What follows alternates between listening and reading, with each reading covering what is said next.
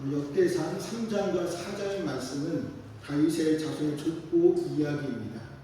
하나님은 다윗에게 약속하신 견고한 자손과 영원한 왕국을 통해 이스라엘 민족의 회복을 상징적으로 보여주고 있습니다. 이렇게 시간이 흐르고 세대가 바뀌어도 하나님의 약속은 역사 속에서 변함없이 성취되고 있습니다. 하나님은 택한 백성을 통해 구원의 약속을 신실하게 이루어 오셨습니다. 그 하나님께서 언약 자손인 우리의 삶과 세상 가운데서도 적극적으로 개입하십니다. 그러니 오늘 말씀을 통해 약속을 지키시는 하나님께서 우리와 공동체를 회복시켜 주신다고 가르쳐 주고 있습니다. 하나님은 다윗과 언약을 맺으시고 왕조가 영원할 것이라고 약속하셨습니다.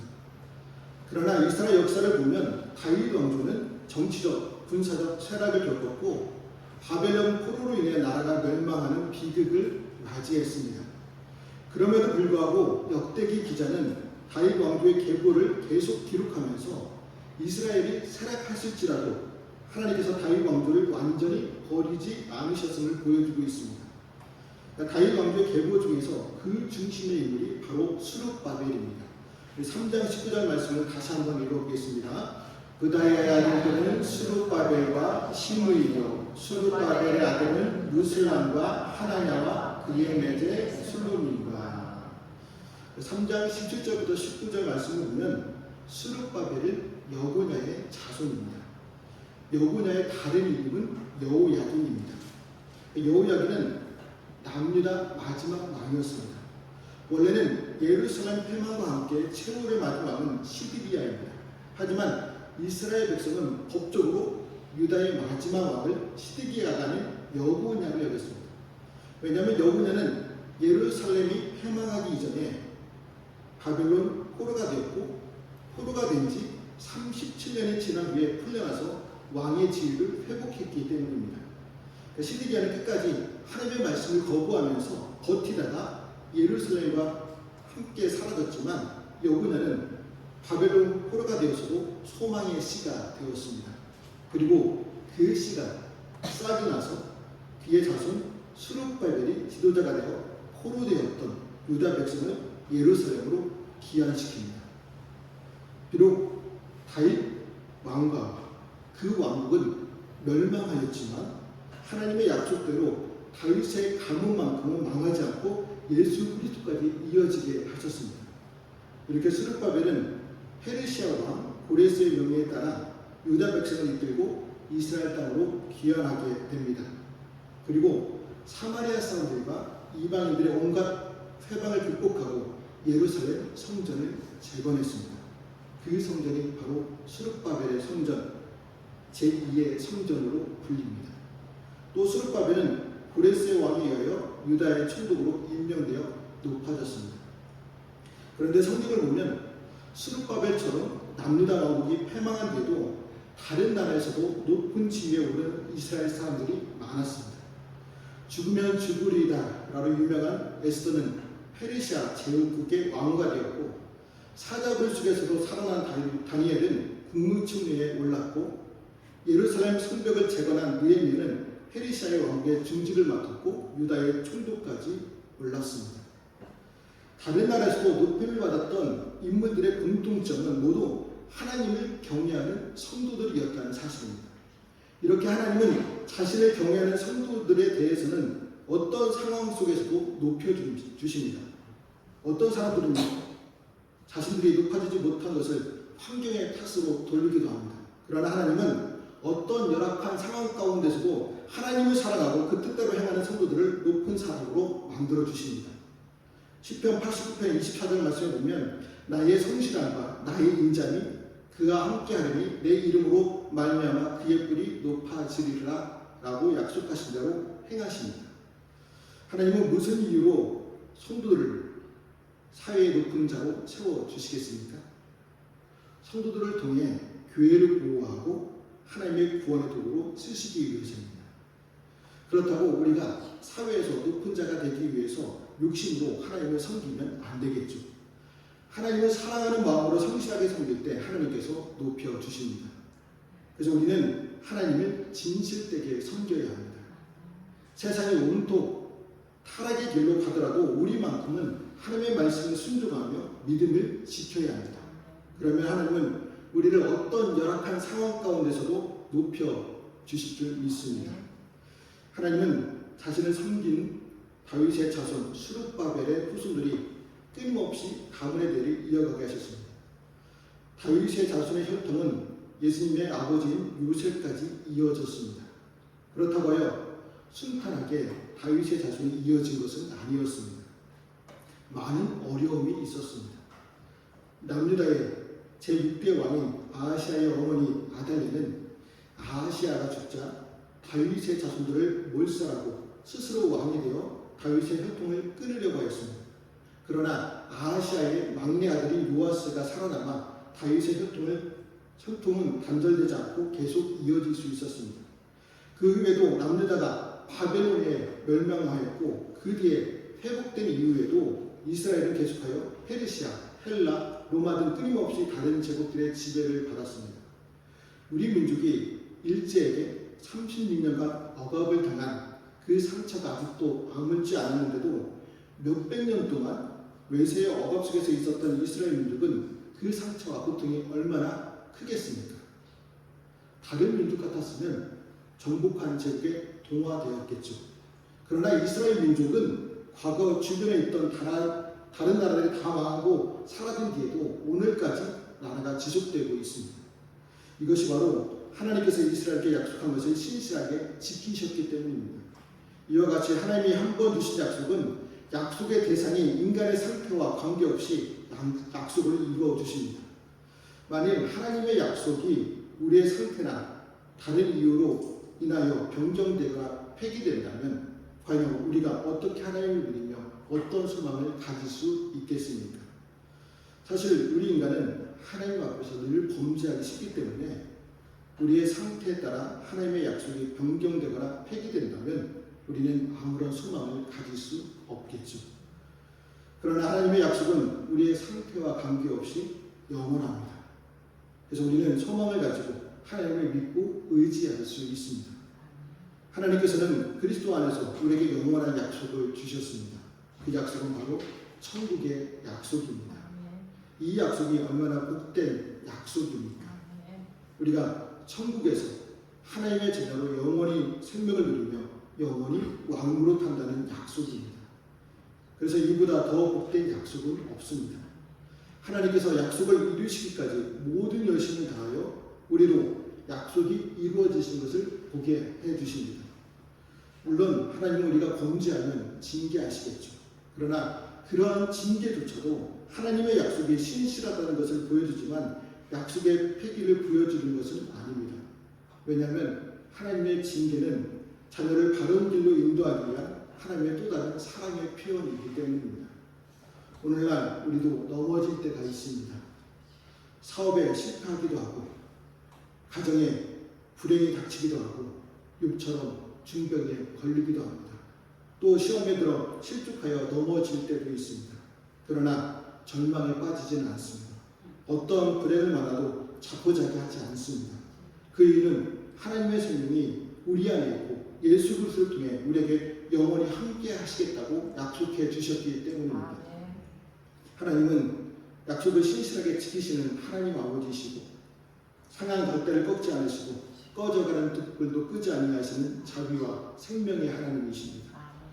그리스도는 죽음과 죄의 권세까지 깨뜨리신 전능하신 구세주이십니다.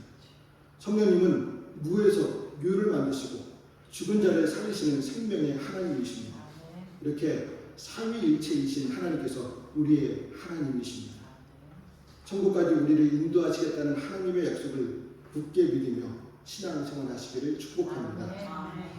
약속을 신실하게 지키시는 하나님께서는 자녀의 결핍과 필요를 외면하지 않으십니다. 우리 4장 10절 말씀도 같이 읽어보겠습니다. 야베스가 이스라엘 하나님께 아뢰이르되 주께서 내게 복을 주시려거든 나의 지역을 넓히시고 주의 손으로 나를 도우사 나로 혼란을 벗어나 내게 근심이 없게 하옵소서 하였더니 하나님이 그가 구하는 것을 허락하셨다. 4장 9절과 10절 말씀은 우리가 잘 알고 있는 야베스의 기도와 하나님의 응답의 말씀입니다. 야베스의 이름의 뜻은 고통이라는 뜻입니다. 고통이라는 이름을 안고 태어난 야베스는 어떤 기도를 드립니까? 나에게 복을 주시어 지역을 넓혀 주시고 나를 도우사 환난에서 벗어나 근심이 없게 하소서라고 기도하였습니다. 야베스는 어머니가 난상 끝에 낳은 아들입니다. 그래서 어머니가 아들의 이름을 지었는데 고통이라는 이름으로 지었습니다. 어머니가 아들 이름을 고통이라고 지어준 것은 여러 이유가 있었겠죠. 아들이 힘들게 태어났지만 그 고통 중에서도 자기를 붙들어 주신 하나님께 감사하기 위해서입니다. 또한 야베스가 태어나서 살아갈 세상이 얼마나 큰 눈물의 골짜기이며 고통의 날은 많고 기쁨의 날은 적다는 것을 예상했기 때문입니다. 어머니가 여러 이유에서 아들의 이름을 지어주었지만 야베스는 태어날 때부터 고통이라는 이름이 낙인 찍힌 채 살아갔습니다. 그래서 야베스는 사람들이 자신의 이름을 부르는 것조차 싫어했을지도 모릅니다. 사람들이 자신의 이름을 부를 때 난 슬픔과 고통이야, 난 고통의 아들이야 라고 절망했을지도 모릅니다. 우리도 어릴 때 친구들이 이름을 불러주지 않고 그 이름으로 지은 별명을 부르면서 놀린다면 기분이 상하고 이름을 지어주신 그 부모님을 원망했던 순간들이 있지 않았습니까? 하지만 야베스는 이런 자신의 이름을 한탄하지 않고 하나님께 내 지경을 넓혀주시고 나를 도우사 환난에서 벗어나게 하소서라고 적극적으로 기도하였습니다. 그러니까 야베스의 기도는 축복을 받기 위한 정형화된 기도문이 아닙니다. 역대기 저자는 포로기 이후 좁혀진 땅에서 살아가는 유다 백성이 열악한 현실에서 한탄하지 말고 야베스처럼 신실하게 하나님을 찾아야 한다는 메시지를 던져주고 있습니다. 그래서 성경은 야베스를 그 형제보다 귀중한 자라고 소개하고 있습니다. 예전 개역 한글 성경에서는 존귀한 자라고 소개합니다. 존귀한 자란 말은 주로 하나님 앞에 겸손한 자, 순종하는 자, 선을 행하는 자, 그리고 신앙의 지도자들이나 권세와 부를 얻는 자들을 가리킬 때 쓰이는 말입니다. 그러한 의미에서 볼 때 야베스는 권세와 부와 명예를 얻어 가문을 빛낸 사람입니다. 우리도 우리의 자녀들이나 후손들이 야베스처럼 존귀한 자가 되기를 축복합니다. 또한 자녀들이 많은 사람들에게 존경을 받고 하나님께 큰 그릇으로 사용되고 하나님이 원하시는 열매를 삶에 풍성하게 맺는 자녀들이 되기를 기도하며 축복합니다. 그런데 자녀들이 존귀한 자가 되려면 부모인 우리가 큰 수고를 해야 합니다. 야베스는 태어날 때 어머니를 힘들게 하여 고통이라는 의미의 이름이 지어졌지만 다르게 생각해보면 부모가 야베스를 양육할 때 고통스러울 정도로 양육하는 일에 수고했다는 증거이기도 합니다. 여러분, 씨를 뿌리는 일이 힘들까요? 아니면 그 씨를 자라게 하는 일이 힘들까요? 둘 중에 어떤 일이 더 힘들겠습니까? 씨를 뿌리는 일보다 그 씨를 가꾸고 자라게 하는 일이 더욱 힘듭니다. 마찬가지로 자녀를 낳는 수고는 일시적이지만 자녀를 하나님 앞에 존귀한 자로 양육하려면 낳는 것보다 더 큰 희생과 수고가 필요합니다. 사도 바울은 그리스도의 형상이 되기까지 양육하고 교육하는 일을 해살하는 수고에 비유했습니다. 이처럼 부모의 땀과 눈물과 기도 없이는 야베스와 같은 존귀한 사람이 될 수 없다는 사실입니다. 자녀의 몸은 잘만 먹이면 자연히 성장하지만 그 신앙의 삶은 부모와 우리가 수고해야지만 잘할 수 있다는 사실입니다.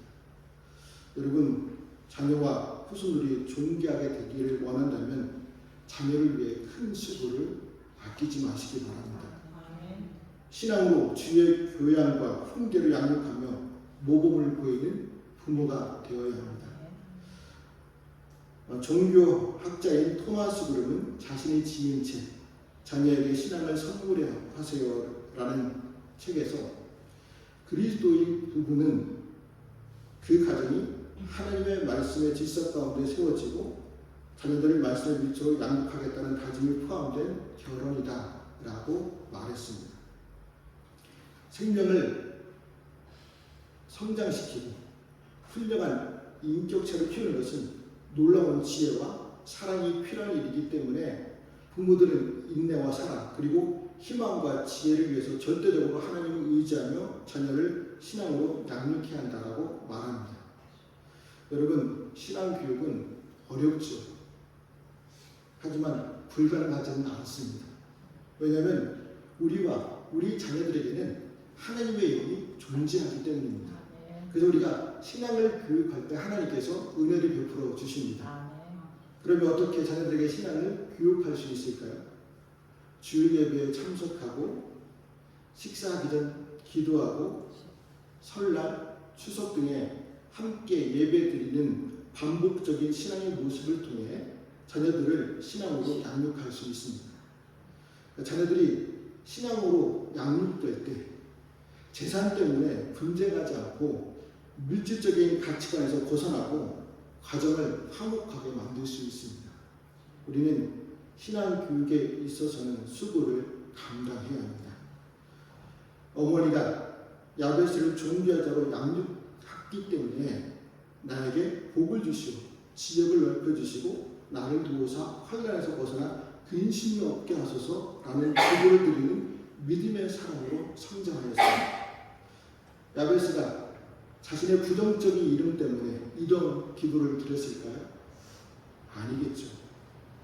어머니의 예상대로 이런 기도를 드릴 만큼 삶의 큰 위기를 맞았기 때문입니다. 어떤 위기였는지를 모르지만 추측해보면 이방 족속의 침입으로 살던 곳이 황폐해져서 살 길이 막막해졌을지도 모릅니다. 그러나 야베스는 좌절하지 않고 하나님께 간구하였습니다. 하나님은 야베스의 기도에 어떻게 응답하셨습니까? 야베스가 간구하는 것을 허락해 주셨다라고 말씀해 주십니다. 야베스는 숙명론에 빠져 자기 이름 때문에 한탄하지 않았습니다. 오히려 그런 어려운 현실 속에서도 하나님께 기도했습니다. 본문에는 기도가 간단하게 언급되어 있지만 기도가 응답될 때까지 끊임없이 간구하였을 것입니다. 그리고 하나님은 그런 야베스의 적극적인 기도를 받으시고 그를 고통에서 벗어나게 하셨습니다. 이처럼 하나님은 자신을 믿고 간구하는 자의 기도를 외면하지 않으십니다. 우리 주 예수님은 마태복음 7장 10절에서 구하라 그러면 너에게 주실 것이요 찾으라 그러면 너희 찾을 것이요 문을 두드리라 그러면 너에게 열릴 것이라 말씀해 주셨습니다. 또한 하나님께서는 시편 91편 15절에 이렇게 말씀하십니다. 우리 같이 읽어보겠습니다. 그가 내게 간구하리니 내가 그에게 응답하리라. 그들이 환난을 당할 때에 내가 그와 함께하여 그를 건지고 영화롭게 하리라. 아멘. 이러한 약속이 오늘 야베스의 기도와 그에 대한 응답에서 구체적으로 실현되었음을 우리는 보게 됩니다. 하나님은 자신에게 기도하는 자의 기도에 응답하십니다. 그런데 우리가 잊지 말아야 할 것은 야베스의 기도가 축복을 받기 위한 주문이 되어서는 안 된다는 사실입니다.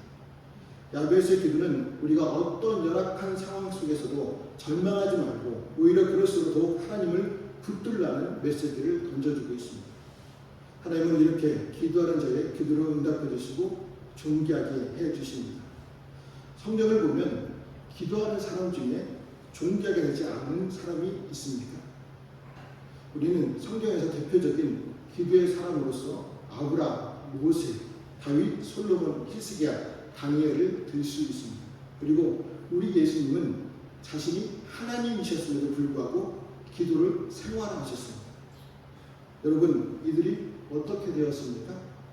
다 존귀한 사람이 되었습니다. 특히 예수님은 만유 위에 높아지셔서 수많은 사람들의 경배를 받고 계십니다. 이렇게 기도의 사람은 존귀하게 됩니다. 그러므로 기도를 생활하시기를 바랍니다. 또 자녀들에게도 기도하는 법을 가르쳐 주시기 바랍니다. 우리 예수님은 마태복음 6장 33절에서 너희는 먼저 그의 나라와 그의 의를 구하라. 그리하면 이 모든 것을 너에게 더하여 주시겠다고 말씀해 주셨습니다. 예수님의 가르치신 대로 어떤 상황 속에서도 낙심하지 말고 적극적으로 하나님의 나라와 의를 구하시기를 바랍니다. 그럴 때 하나님은 우리의 간구를 응답해 주시고 야베스처럼 우리와 자녀들을 존귀한 자가 되게 해 주십니다. 이런 복을 누리시기를 바랍니다. 오늘 말씀에서 하나님은 이스라엘과 맺은 약속을 신실하게 지키셨기 때문에 이스라엘이라는 나라가 지금까지 있게 되었고 회복할 수 있었습니다. 이렇게 하나님께서 신실하게 약속을 지키심으로 하나님의 백성은 누구든지 회복될 수 있습니다. 회복은 단순히 과거의 영광을 되찾는 것이 아니라 하나님의 계획 속에서 새로운 미래를 향해 나아가는 과정입니다. 우리가 믿음으로 약속을 지키시는 하나님만 신뢰한다면 하나님은 우리와 공동체를 회복시켜 주십니다. 약속을 신실하게 지키시고 기도에 응답하시고 회복하시는 하나님을 신뢰하여 새로운 미래를 개척해 나아가는 저와 성도들의 삶이 되시기를 주님의 이름으로 말씀드립니다.